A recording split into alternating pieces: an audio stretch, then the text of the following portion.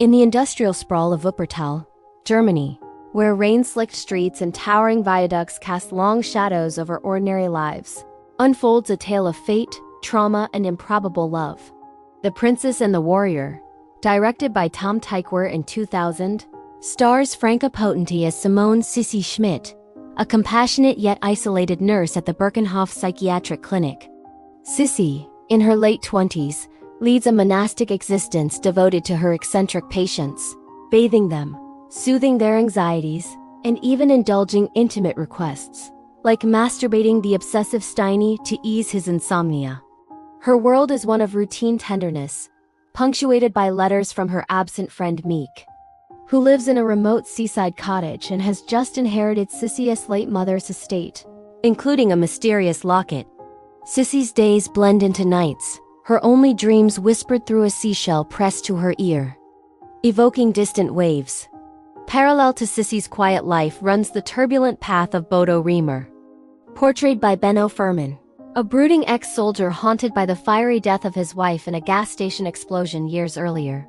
Blaming himself for the accident during a heated argument, Bodo drifts aimlessly, living with his brother Walter in a dilapidated house.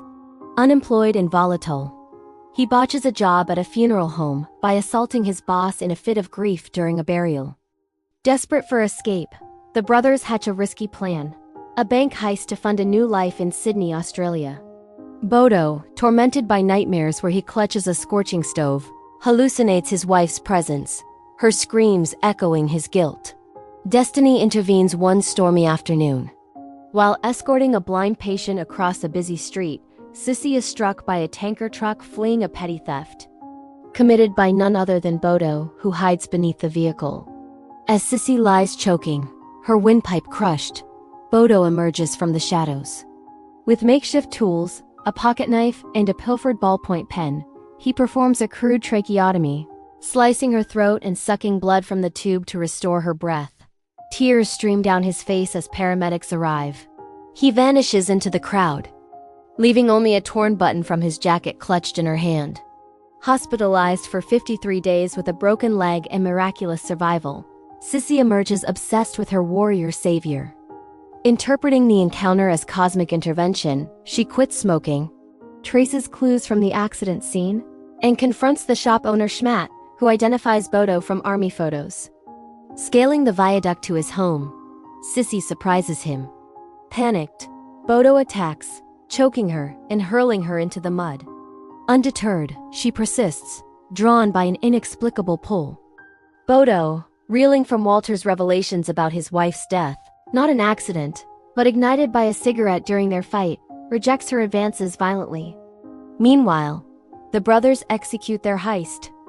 Bodo tunnels from the sewers into the bank's basement, subduing guards with ether, but alarms blare. Chaos ensues. Walter is fatally shot by the manager.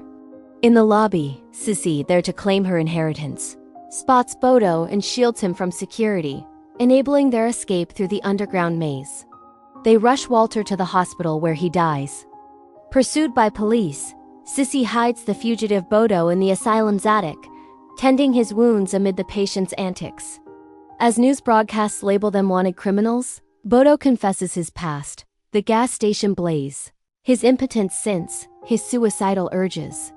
Tensions peak when jealous patient Steiny, infatuated with Sissy, alerts authorities and attempts to electrocute Bodo in the bath, mirroring Sissy's mother's suicide by hairdryer in a tub. Bodo pursues Steiny to the rooftop. In a surreal standoff, Steiny teeters on the edge.